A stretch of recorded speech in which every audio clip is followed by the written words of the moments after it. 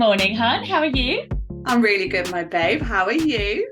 I am good. Although I did go for a run this morning and I got very, very drenched. So Did not sure you? about this summer. Yeah, I was like, it's fine. I'll try and do it. And yeah, I came in like a drowned rat. I was like, okay, not feeling quite as pumped as I was before. Yeah, motivation literally on the floor. I attempted to take the dog out this morning and we literally stood on the front step of my house for like 5 minutes with him looking at me like, are you serious? Oh, Are you? So I was he's like, all right, we'll sack this off. We're going in. he's such a little princess, isn't it? Like, I didn't want to get wet. Thank you, mummy. He's Oh, like, bless are you him. kidding? Are you Yeah, kidding? In this? absolutely not. In this, I don't think so. I know. Oh, bless. Right. So, what is it we're going to be talking about today? Well, my beaut, I think that today we should talk about how to grow your small business with a website that is packed with personality. So, why having a distinct visual style and visual Mhm. personality is so important to getting a high converting website and to building your small business and your brand. Yes. Yeah. No, that's a really good point. Obviously, we get kind of asked this a lot. It's what our business is. We sell templates, website templates with Squarespace at the moment, and it's Mhm. got a lot of creativity and personality kind of packed with it. And we think that is really important. So we're going to kind of chat about it today. So, Amazing. so with a small business, let's talk about why they need a website. So we get this a lot, such as that maybe they've got like a social media account instead, or they've got a Facebook page, which is fine. And it's definitely like a good starting place. It's quite easy to get up and running. But there are like some key reasons why you need it. So, first and foremost, is to be found online. You Hmm. need to have your own little space of the web. Often when you put in like businesses, maybe the social media accounts won't kind of pop up. Or also remember with social media accounts, your competitors will also be on those accounts as well. So you're kind of like almost trying to get to the top spot, even if kind of someone does search your business on Google. So can be quite tricky with that one. It's also having your own website, your own space on the internet is a great place to share your content and resources. So, we talk about blogging a lot because it's so Yeah. key.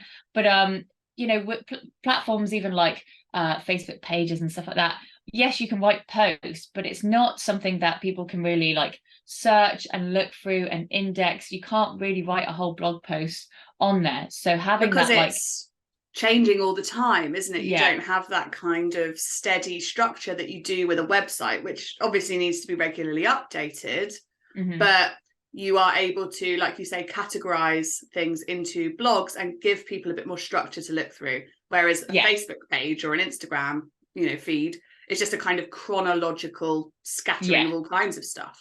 Yeah, you don't have that control, like especially with Instagram posts. Even I like save things and it takes me ages to try and find anything again. I find that really useful, and it's like impossible for me to kind of go back to it. Yes, I think having that control over it as well Mm. is just like so vital. Also, of course, to make sales, so if you do have products or even like services, it can be really hard on these social media platforms to kind of promote them and have your pricing structure to kind of keep it up to date and make it easy for people maybe to purchase from you as well. Yeah, So absolutely. that one's definitely a key one. And there's loads of reasons. So there's like credibility. Mm-hmm. Your competitors will probably have a website. I know, like, so I think a great example I would say is often for because at the moment I'm getting lots of like workmen in for the house and bits like that. I like to see that they have a website. I like to see that it's not just like a man with a van who says that he's like a gas engineer, because I don't know what else really I should be checking for. But for some reason, I'm like, well, they have a website. So I feel like at least they've put that effort into their business. They're a bit more Yeah, organized in that kind of, feels a lot more credible and legitimate, doesn't it? And it's that's a it. space you were saying a little while ago, it's a space to kind of collect all that information. But the Hmm. workman example is a great one because I love being able to visit a website, see all those little accreditation logos everywhere. And I'm like, Yeah. okay, fab, this person, Yeah. particularly if they've got like reviews, you're like, okay, this is someone Yes. who isn't going to rip me off, That's hopefully. exactly it. Yeah. And although with like some platforms, you can get reviews, but they're generally scattered all over the place. Your website is a perfect place to kind of collate all those reviews and case studies as well, so you can show kind of like the before and after. You know, all these things just help give your audience a bit of confidence in you and your business, and also may answer some of the questions for you before that maybe like initial call as well. So yeah, I think it's like, yeah, really key, as well as branding and just your online presence. You know, for us, obviously branding is so key, and I think that's something that really stands out to people. But yeah, you don't want to be confused with other similar businesses like yourself. If you have really clear branding that you can really show off on your website, you know, I think it's so important and a real big selling factor, and a way to stand out in like the massive sea of like everyone trying to sell at you online, you know, which I get. Totally. I think the next thing that I kind of want to dig into is why we are such big cheerleaders of going big, going personality packed, going visual over going simple and generic. And I think that your last point there was really key in our reasoning to that, because it's really important when you've mentioned competitors a few times. The online space is pretty saturated. Like there's a lot of people in our industries, and we know for a fact how little of our websites people actually read. You know, because we're all busy. It's not because people don't care. It's just that we're all juggling 100 things at once. So people will skim read your content. People think that the best way to kind of stand out from competitors is by describing what makes them different, but it isn't, because people will not read that information. The best way to make a really clear niche for yourself and really stand out from others in your industry is by going big on your visuals, by having a really clear visual language that people instantly recognize without having to read or decipher anything. So that's why, you know, that kind of the brand power that comes with that kind of big visual language, the recognizability, which I hate as a word, but you know, it makes such a difference, and it's immediately noticeable. It's not something that people have to search for, because they won't. You know, people aren't going to. Your business matters a lot to you. It doesn't matter that much to other people. Like they want to know more, and they want to be intrigued, and they want to be engaged, but they're not going to do the heavy lifting for you. You have to kind of grab them, and those visuals are the way to do that. And having lots of really clear visual personality is what, you know, is what we're all about. So it's really crucial. Also, when we're trying to connect with customers, we are trying to do that in an emotional way. We're trying to build these like really deep emotional bonds. So that means that we have to stir up feelings in people. And the way that we do that, when people aren't going to read our kind of essay-like content, you know, is to do that with the visuals. You know, make them stop and go, oh wow, that's really interesting. I love the style of that. I think a lot of business owners don't understand and quite like the power of like that emotional selling really has, and think, oh well, my services are better than my competitors, or maybe I'm like a better price. But most people do still buy emotionally. It's still very attached. That's just, we're humans, it's just part of it. But you know, and it's something that definitely with starting our business that it took us a long time to realize as well, is that we need to kind of draw them in of like, you know, kind of that more emotional selling. It can't just be like, well, our product is really good, so it should like sell itself, because unfortunately that just like isn't the case. It needs to be that emotional selling, isn't it? Which is absolutely mental. And I think most people buy things because they make them feel a certain way, and like this isn't really so relevant for what we sell, because obviously we definitely make sales because people connect with us online. We've got like a really nice relationship with a lot of people, but you know, when you think about kind of makeup and skincare and clothes, we buy stuff because we like how it makes us feel, how it makes us appear, you know. So it's really key to like build that brand, make that kind of unique brand assessment, and have that kind of connection with your customers. I think also, even with a service-based industry as well, I want to feel like I can trust them. I want to feel like they'll just handle everything. You know, there's still that emotional element of like, I feel like they're not going to scam me, and I'm not going to have to do a load of work myself and those kind of things. So yeah, even with service and product based, the emotional selling there is so key. And unless you have that branding that's really kind of clear and consistent throughout, you're just missing out on such a big market of it, I would say. 100%. Sorry, my dog decided to come and say hello. Hi, mate. Oh, he's just so pretty though. I know. So we were sort of talking about emotional selling and emotional connections as well. And go away, mate, go on. But you're bringing something when you sort of lead with personality, when you really like allow your branding to take center stage. And I don't just mean visuals there, but I mean like being yourself, being really authentic, like driving your business with personality and with values. You actually invite a lot more people in because you bring something more to the table than just business. You're not just selling someone something. You're not just trying to take money from people. You're building like real relationships, real connections. And the only way that you can do that, particularly in the online space, which moves so fast, is by leading with that visual language, by making that initial impact that acts as that hook to people. And then when you draw them in, you can start being a bit clearer with your content and get a bit more, because they're already invested then. They're in. You've grabbed them.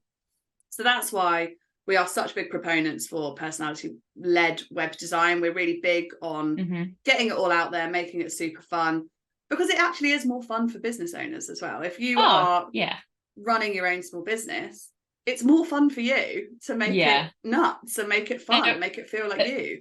There's nothing better, like as a business owner, to be like, this is my website and be proud of it, because we get it all the time. Is that amount of times we're like, oh, show us your website, and they're like, oh, don't look at it. There's nothing worse as a business owner. You're like, oh, I'm so embarrassed. I mean to do this, and I'm getting round to it. It's a horrible feeling, isn't it? So having that feeling confident in your business, and it's a real good representation of your business. I just think it makes you feel good as well as a business owner. So 100%. And you're more likely to see success from it for the simple reason that you're more bloody likely to promote it. If you're embarrassed by it and it it does nothing for you, you're not going to be sharing it very often, are you? So by creating something that you really gel with and that you're like, yes, that is me, that is a bit of me, you're more likely to want to direct people there. So no, that's a good point as well. So we've talked a lot about like why we think personality is important for web design, but how do we go about creating that really strong like brand personality? And this is leading into this question. This is why we love Squarespace so much, because Squarespace as a platform makes it so easy to brand your website exactly the way that you want to, lead with a really distinct visual style, and just pack in all that personality and all that like unique vibe. So things to consider when you want to create your own personality packed website is selecting the right color palette for your brand that resonates with your specific ideal customer. So we've talked about this plenty of times before. Don't pick just colors because they're your favorite colors. Do your research into your customer. Understand the way that you're trying to make them feel. Are you trying to make them feel safe and secure? Because that's probably like a blues and greens area. Are you trying to make them feel like wild and fun? Because then you're moving into like pinks and reds. So it's really easy to find out all this information online as well. It sounds like a lot of like really complex psychology, but it isn't. You just kind of have to understand those foundations of who your ideal customer is and how you're trying to make them feel. The same can be said of fonts. Typography and web design is it's really fun to like play around with, but you have to be so careful because you have to prioritize legibility. I mean, if people can't read your content, there's no point in it looking like really cool. And I think when you're creating it and as a business owner as well, the content, so for you it's easier to read. But it's always, going back to your earlier point, this website actually isn't for you. It's not about your taste and your preferences. It's not for you. It's nice that you like it, but it's for your customer, so you really need to, we talk about this quite a lot with like branding, is that you need to know who your target audience is. It just helps when you're designing and creating, having it really clear, like they are Jill, they are 33, they have 2 children, and these things sound silly, and obviously you're not making your audience smaller, it's helping you better speak to them directly in your content, but also in your designs as well. So it's a hard thing for a business owner to like, because it's your baby, isn't it, obviously, and 100%. You love it, and it's your website, and you should love it as well, but in a weird way you need to kind of have that distance as well from it. It is funny, and I think it's something that I think we all do. This is like a rite of passage as a small business owner, is that like reluctance to kind of close down your niche, your reluctance to kind of hone in on that real, because you don't want to cut anybody off. Yes. But what everybody realizes, we had the same discovery, I know so many others that have had exactly the same, is that the more specific you get, the more sales you make, because you're able to be more direct with those specific people who will actually buy from you and that you actually want to work with. Yeah, exactly. Yeah. So I think it's really key. And I think especially in designing and branding, it's something to always keep at the forefront of your mind as well. Definitely. So other ways to add personality to your website is by making sure you're using lots of personal imagery. Leave the generic stock photos at the door. They're completely unnecessary. They just bog down your website loading time, and actually make sure that if you are a service-based business, you want to make sure that people know who you are, like what you're offering. And so make sure you've got lots of personal imagery in there, things that represent your brand. So I just said don't use stock images. Everybody uses stock images a bit, but make sure that they're relevant, make sure that they actually showcase your brand. Don't just pick willy-nilly. Graphics for backgrounds of sections. This on Squarespace is particularly interesting because you can use photos, animated like icons and artwork you can put in there. You can make glittery backgrounds, all just with like a few clicks of a button. That's a really cool way to add loads of personality. Yeah, not just to have like the big white screen that just kind of goes all the way down, isn't it? Which is, is needed definitely in some cases, and for reading blogs obviously are easier. But yeah, for a whole website, you need to kind of break it and chop it up, isn't it? Yes, it actually makes it a lot easier for your customers to digest. If you break your website down into kind of coloured sections that are, really bright and vibrant, it's an easy way for your customers to kind of understand that, like, separating bits of content, so they don't feel completely overwhelmed by like 10 paragraphs on the page. They can see that, oh, this is 10 short sentences about different things, and you can scan it a lot easier. Yes, that's it. And with those sections as well, they're often like, if you kind of put a heading in each one of them as well, it's actually better for SEO as well, because not only do your customers scan it, but Google kind of little bots that search and index your website, they do kind of like a similar thing. So this section and breaking up is just all round like a better design for it. I mean, that's how we design our website templates for exactly that reason, isn't it? Yeah, and it just gives you a lot more opportunity to insert more colour, insert more imagery, insert more sort of background graphics and animations and little things that really show off your business, your brand in the way that you want to. So it's a great way of designing websites, and we love it. Nice. Yeah. Now I am going to be Mrs. Fun as always, and and give out some little warnings about this when we and this is often warnings that I also give to you all the time as well, trying not to get carried away. How dare you? So while yes, it's very fun, and we do like to be very fun, we do like to be a bit over the top with our designs, which I think is great, but we do need to prioritize functionality, and I see this especially in very like custom built websites that maybe kind of have a very creative navigation or creative kind of way of going around the website, or even creative way of looking at your content. Functionality is obviously key. If your users can't find your content, use your website, get around it, or feel confident enough using your website, there really is no point. You've absolutely lost them. You've kind of, at the end of the day, it is still meant to be functional, and it is still a tool for your business as well. We also really want to make sure as well that the personality of your business reflects your customers' desires. So we did speak about that earlier, but again, it is your website, it is your baby, and obviously your business is your baby. And especially if you're doing it, if you're like a sole trader or you're the only person working in your business, you do obviously get quite attached to it, and it's you still need that separation, because your website is a tool and it's for your customers, and that is so important. And you need to constantly remind yourself and put yourself in those shoes of your customer to make sure that, can they read it, can they use it, and will this vibe and resonate with them? That is so key. And I think the other one is performance as well. This is for like SEO reasons, but also for like loading times for your customers as well. So just make sure that your pages aren't too long. Okay, you don't want to keep putting loads in there, especially if you've got lots of images and animated backgrounds. They are really fun, but then do try and limit it. Maybe just like, I would say, kind of like maximum 5 sections. If you're adding lots more, split it out onto a new page. You can have like children pages, so it goes services / and then every particular service. If you need more content, you need to make it small enough for your user so it loads quickly for them, but also for SEO reasons as well. Google will really downgrade your website if it's kind of taken a long time, because users don't like it. No. I get bored as well, and I just like, I'll click away to something else if it's taking too long. I think I read a statistic somewhere that you have like 1.5 seconds. If your website hasn't loaded, or at least like halfway loaded within like 1.5 seconds, people are just going, "Now forget it," and just leave. Yes. Yeah. So, as long as you can see as a user something's happening, and that's why you'll see it, and it's one of those things that once I say it, you'll probably see it a lot more.